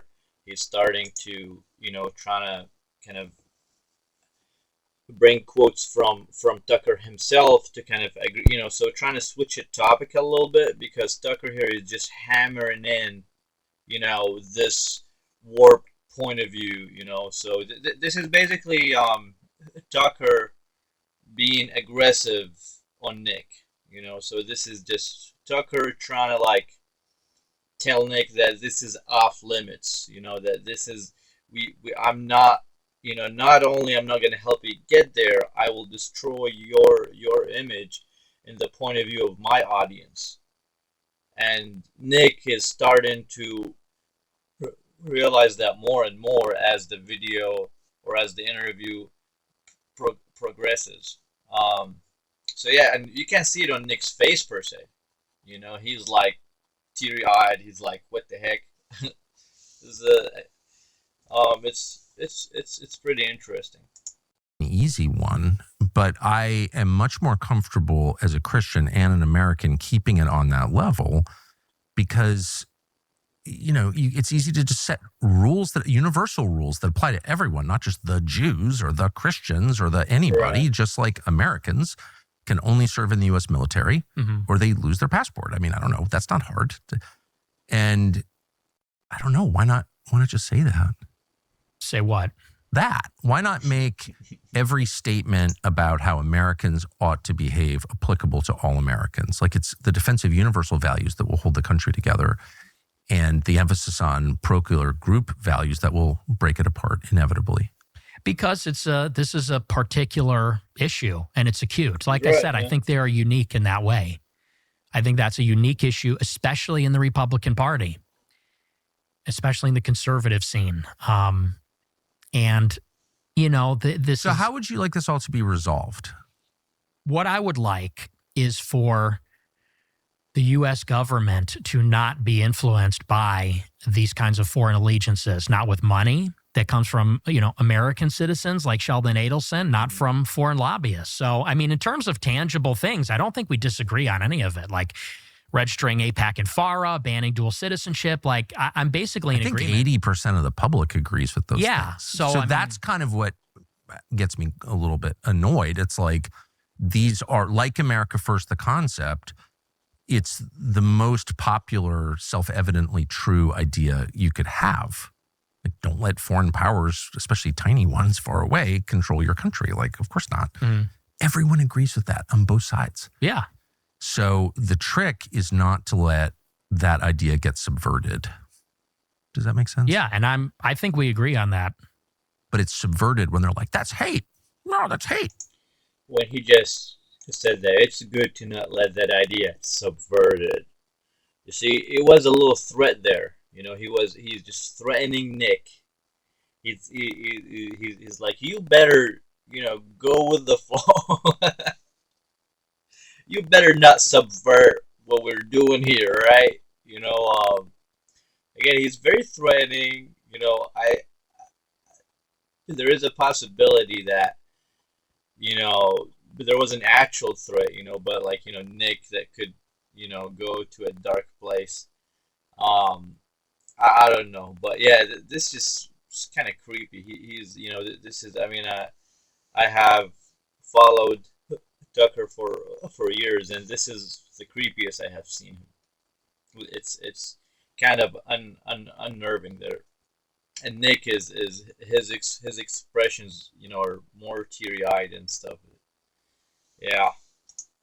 It's not hate. Yeah. Well, and, you know, here's what I will say. I think that there is increasingly a contingent, because what you're talking about exists. When you say that there are people that legitimately detract from this, there is legitimate racial hatred out there. Big time. And it's growing. And I know. People on our side are afraid to talk about it because they know, like you said, they're going to get called a cuck or a squish or whatever. And I agree with you. The people that are detracting from that need to be called out. And I think there should be no harbor for cruelty, hatred, prejudice, those kinds of things. And some of them, I'm sorry to be a conspiracy nut. I really try not to be a conspiracy nut because it's embarrassing, you know. But after January 6th and just finding out the number of FBI personnel in the crowd, it's like, and I've just seen this. David Duke is a great example. Some of these are the Charlottesville rally. Yeah. Had a bunch of feds there being like, we're white supremacists. We hate the blacks, you know, using the N-word, whatever. You know, it's like, that's not real. Like, there is some of that going on. Don't you think? I think that there's a lot of sincere people. Well, for sure. Oh, I completely agree. You know, and they're just numbskulls, and some of them are legitimately, they see the opening, that there's legitimate critique of this, and they see an opening to air out their grievances. They get a license they think it's okay now. And I do think it's important to differentiate and say that fundamentally, I guess the word that I would use, I've been thinking about this a lot lately, is reassurance, because I think there's a legitimate, need to reassure people. And this is kind of what I've been doing on these podcasts, that we don't want to harm anybody. We don't want to kill anybody. We don't want to harm anybody. Right. We just want to put America first. And I guess, you know, to the extent that I've been taken out of context over the years or things like that, I'm trying to set the record straight and say, you know, well, as much as I have criticized Tucker, I agree that this is important to kind of, you know, for Nick to make sure to convey this message of that, you know, we're not trying to harm anybody in that sort of way. We're not trying to do that. We're just trying to put America first. You know, we're not trying to, like, I don't know, murder people or something like that. I do believe that this is actually important, and I'm glad that Tucker kind of pressed him on that, you know, even though I do find him, you know, maybe not, you know, I mean, I would be annoyed. But yeah. I appreciate you've given me this opportunity. These are my real views. I'm not one of those haters, let's say. Yeah, well, I think people should be allowed to describe what they think. Mm-hmm. I mean, that's like a basic human autonomy question. Yeah. Like, if I want to know what you think, I should just ask you and let you talk. Mm-hmm. Right? Yeah. So who's going to be president? Who should be president next? Who should be president? Well, Ye, of course. Kanye. You had dinner with Trump. I did. And Kanye. Yes. What did you think of that? It was surreal, because those are my two heroes. Those are my two, like, number one heroes of all time. I've always been a Kanye West fan. You like the music first? Yes. The music, the fashion, everything. Really? Yes. Do you wear those weird one-piece shoes? I do. You actually do? Oh, yeah, absolutely. Like in public? Tucker is like, you're such a weirdo. Yes. You don't think that's cool? No, I do. I don't know what I think. I'll get you some. I've worn the same clothes since high school. Don't ask me about clothes. I'm not good at that at all. That's hilarious. So you've always been a fan. Oh, and yeah, then huge fan. You described your love for Trump, like sincere Yes. childhood love for Trump. So what was it like to find yourself at dinner with them? It was funny because it was literally Thanksgiving dinner. It was 3 days before Thanksgiving. So not only was it dinner, but I'm having Thanksgiving dinner with Ye and Trump at the same table. And these are like my heroes. And, the way that it went was sort of interesting. Ye is sort of shy. He deeply admires Trump. He loves Trump. And I like that about him because Ye really admires anybody that's an industrialist. He loves builders, visionaries, architects. He's very into that. So he has a deep regard for Trump. And so at the beginning, it was a little awkward because he wouldn't talk. And he was sort of shy. Yay. Yes. Which is surprising, right? Because Yeah. he's so outspoken, but Trump was trying to get him to talk. And it was kind of like a boomer moment because Trump was trying to get him to talk about like opportunity zones. He was giving him like the black voter pitch, the black Republican. Really? Pitch. Yeah. And I was like, dude, like he's not that kind of Republican to say the least, Fair. At this point, I think people So know what that. were you saying? Well, so eventually, Trump didn't have a lot of luck with him. So he's kind of fielding the table and he's talking to me. And Trump does like other people to talk. yes. It's- Well, he likes to talk too. He does, for sure. Yeah. But he asks questions Yeah, he does. more than you would think. Well, he's a good guy, fundamentally. Yeah. He's a very warm guy. So he was asking everybody, what's up and who are you? And we got to talking. And, I guess it was going too well because I was being very complimentary of Trump. And Ye was kind of kicking me and saying, like, a couple days prior, we were talking about if Trump and Ye wind up on the debate stage, what is that going to look like? And I was coaching Ye, like, these are his weak areas. Like, this is where we got to attack Trump. And so Ye was like, tell him what you were saying the other day. Tell him what you were saying last night. And I was like, dude, that's our playbook. Like, we don't want to blow up our... and Trump was like, go ahead, don't be bashful. Tell me, what is it? And I said, you know what? I said, I think you're one of the greatest living Americans. I said, I'm a young guy. I said, I really have nothing to say other than thank you. I have nothing but gratitude for what you've done for the country. I said, it's really not my place, to give you advice or correct you. And he said, no, don't be bashful. Tell me. And the story that I brought up was, this was really what sent me. In the first Fox News debate in 2015, in the Republican primary, Yes. Bret Baier, the first question, said, raise your hand if you will not pledge to support the eventual nominee. Yes. And Trump raised his hand because that's what he was saying. He said, if I don't win, I'll run independent and I'll make Republicans lose. And so I brought that up and I told that story and I said, I feel like what was inspiring in 2016 is that you were willing to let the Republican establishment lose. Like you were serious about blowing them up, such that you were not going to say, like Pat Buchanan, who I respect, but Sam Francis acknowledged that was one of his great mistakes, was ultimately endorsing Bush. I said, it showed you were serious, you were playing to win, because you said, I will let this Republican Party crash and burn. I want to run as the Republican, but if I can't, I'll run independent. I said, and that's how I knew you were serious. And that's how I knew you were the guy. I said, and I feel like lately, this was right after Ronna McDaniel became the head of the RNC again. I was like, I feel like lately you're just behind all these people. I said, we're not here for Kevin McCarthy. We're not here for Ronna McDaniel or Mitch McConnell. I said, we are here for you. Like, we will die for you. We are loyal to you. I said, and when you did that, that showed you could win, and we rallied. I said, so I want to see more like that. I want to see you hit DeSantis, let's say, who is running against him. And he was like, oh, okay. He goes, oh, so you like that? It was right after he called them DeSanctimonious. Yeah. I said, that was awesome. You should have kept hitting him. He's like, oh, you like that? He goes, this guy's hardcore. I like this guy he was saying about me. And so I was trying to just get his mojo back, and, gas him up a little bit. And so that's how it went between me and him. And what was Ye saying at this point?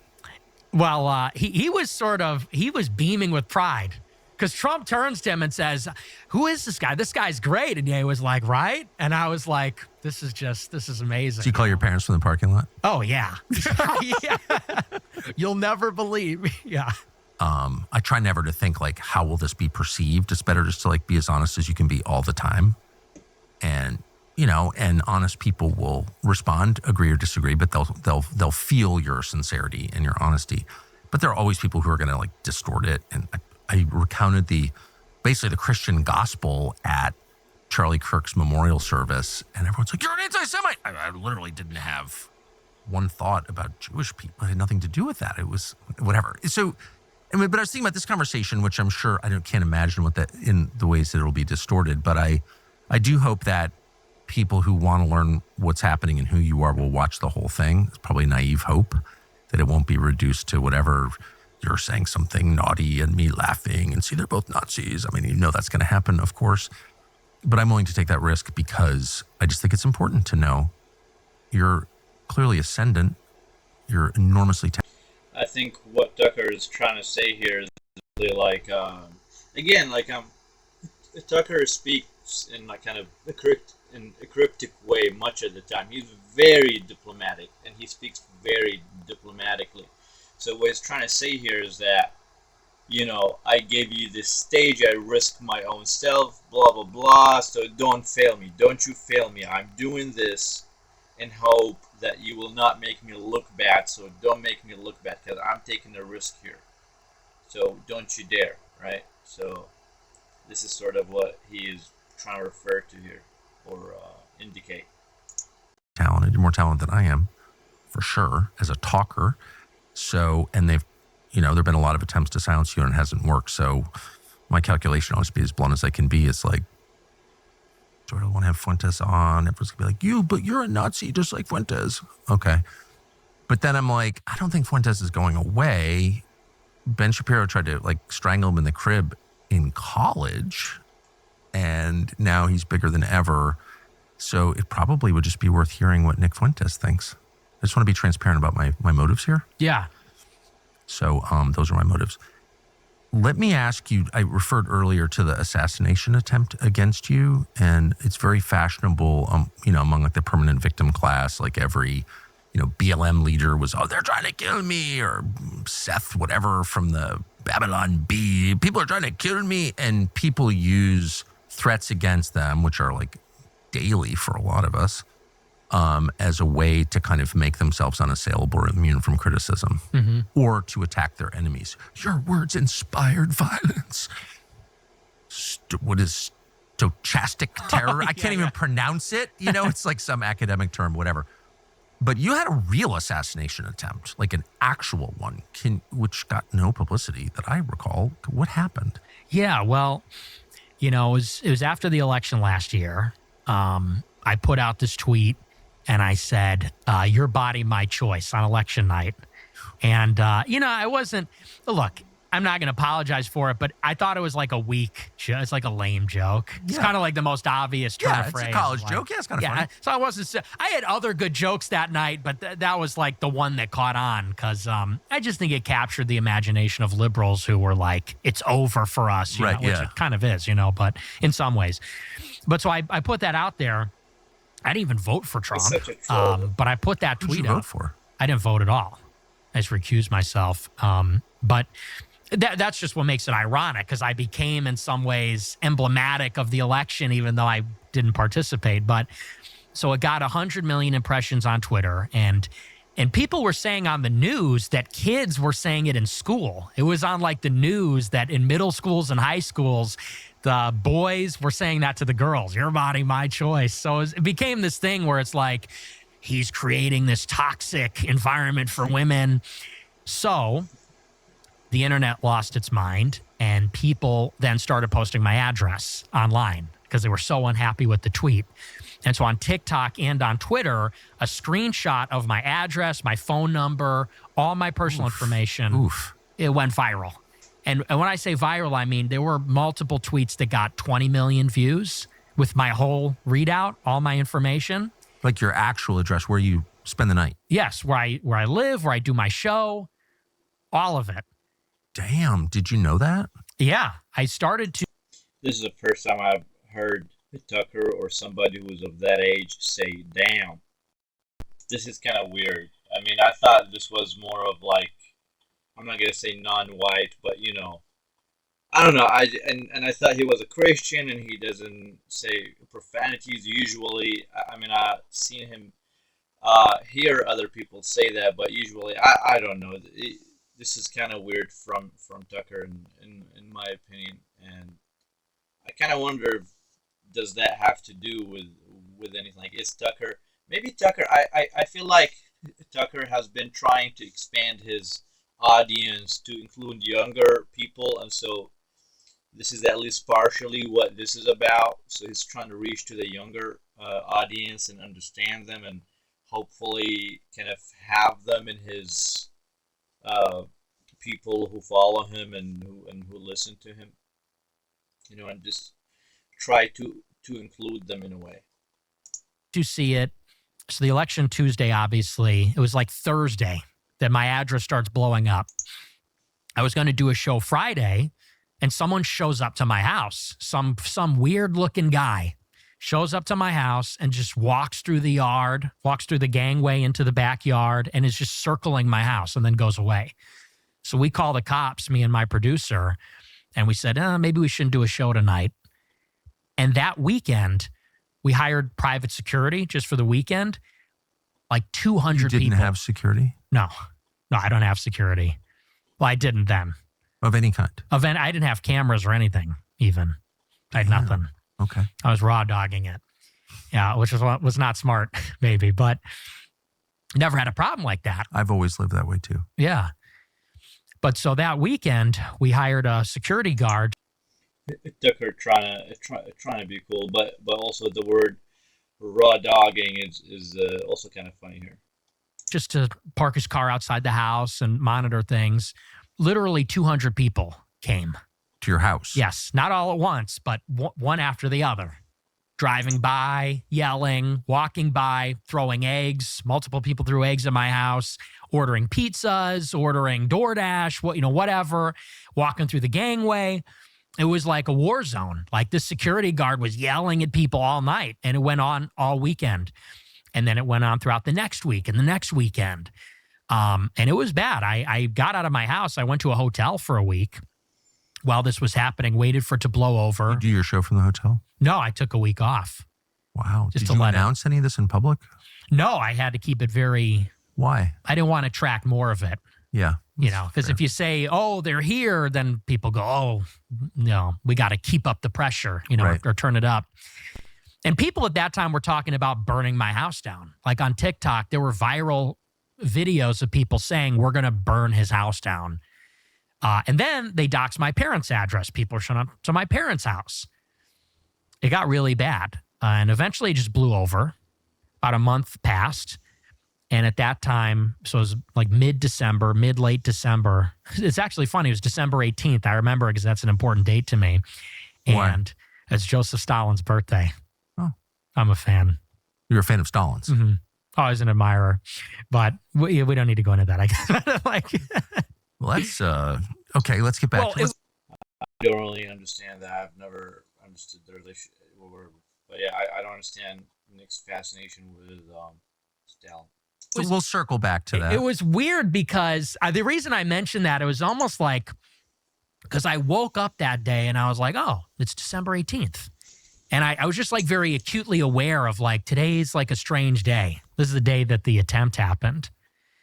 And so nothing had been happening for weeks at this point. So election's like what, November 3rd, month and a half has passed. Nobody's coming to my house anymore, rarely. And I'm doing my show like normal. And I'm reaching the end of the show, and I see out of the corner of my eye, I get an alert from my Ring doorbell camera that somebody's at the front door. And so I'm reading through my super chats. I'm going through live You're chat on the messages. Yeah, I'm live. And, I'm working through the messages and I'm keeping an eye on it. And I see that this guy has a loaded gun. The guy's Sorry, standing. laugh. Yeah. Well, So you're live, and Yes. you see that there's a guy with a gun outside your door. yes. He's got a motorcycle helmet and a backpack. He's got a gun drawn and he's knocking on the door yelling.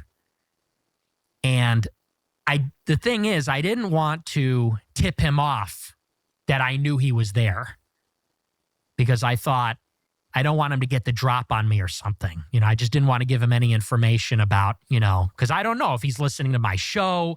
If I start freaking out or cancel the show, I don't know. Maybe he knows more about my movements inside. So I keep the show going for like a minute and I wrap it up very quickly. I finish the show. My producer comes running in and I say, "Who is that? What's going on?" And he goes, "Oh, I called the cops. They're here.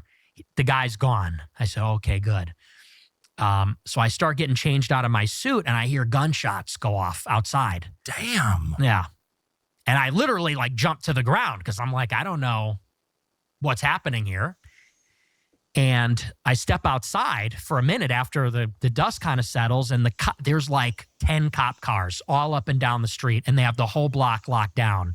Police tape everywhere. There's a dozen cops. Like I said, the whole block is shut down. The alley is shut down. And they go, "Get back inside, get back inside." We have no idea what's going on. We have no idea what happened. And they wouldn't let me or my producer leave until the morning. That's how late they were there. And finally, at the end of the night, after all the cops left, I came out in the very early morning. Did no one come and explain any of this to you? No, nobody said anything. Yeah, it's ridiculous. And finally, I go out in the morning and I asked the guy, "Oh, okay, what happened?" He told me the story. And so it turns out that it's this young guy. He's 23 years old, white nerd, short guy. He was at U of I, University of Illinois in Urbana-Champaign, about 2 hours south of where I live. He killed 3 people earlier in the day. He went to his roommate's house, college roommate's house, killed his roommate, killed the sister, the guy's mother, got in his car and drove directly to my house, parked outside my house, got out a .22 pistol and an automatic crossbow. Weird choice. And he knocked on the door, which is where I saw him. He went around the house. He tried the back door, tried the front door, and the cops pulled up. He took off running through the gangway, hopped the fence, ran into the neighbor's house.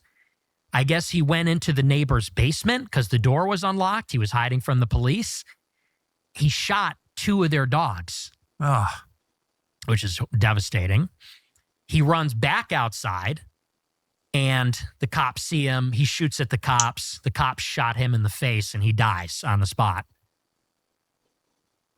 What was his motive? They never told me. To this day, I have no idea. They never told you? No. So what contact did you have with the police after this? They came by about a week later. Illinois State Police came to retrieve the ring camera footage of the whole incident. And so they had me download that onto a thumb drive. And that's it. I never heard from the cops, never heard from the government. Not at all? No, nothing. A guy comes to murder you. He's murdered 3 other people and 2 dogs. He gets shot to death and no one bothers to tell you anything? Nope, nothing. Is it really a country at this point? No. I mean, it's ridiculous. And so what was his motive? Do you have any idea? I have no idea. So the story that I read online, because obviously the news followed up on this, and they said that, so he was 5'5". I guess he was involved with drugs, actually, with his roommate. They sold drugs together, something like that. They had a falling out over the drug money or something like that. The roommate beat the shit out of him so bad he dropped out of school. He had this major falling out with the roommate, but they were close, had a big falling out. The shooter took him to small clinic.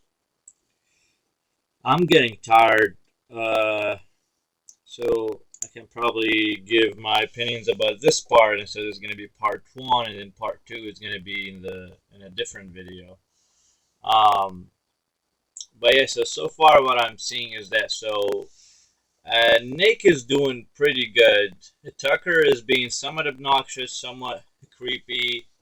Uh, he's trying to, I don't know, kind of tapping into a younger audience as well. What it seems like, trying to be slick, but I think for me at least, he's not being so slick. Um, the story about the gunfire, I have heard about it, about him being shot, blah blah, and it is very crazy that the police did not convey any information to Nick about what was that, who was that guy, what was his motivation. So it's weird, sort of, that they didn't tell him anything about that. Um, Both of them have very good points so far. So Nick has obviously very good points, and he comes from the point of view of younger people, people who are in my generation. I was born in 1996. Tucker has did many great things. He has spoken out about many good causes for America and for morality and for being a Christian. Um, so both of them are really appreciated in this interview. So far, it's pretty good. It would need you, though, to really focus on what's going on in the conversation, because it's a lot deeper than what meets the eye. Um, so yeah, that's it so far, and I will try and make a part 2 if you guys like this one too much. Thank you.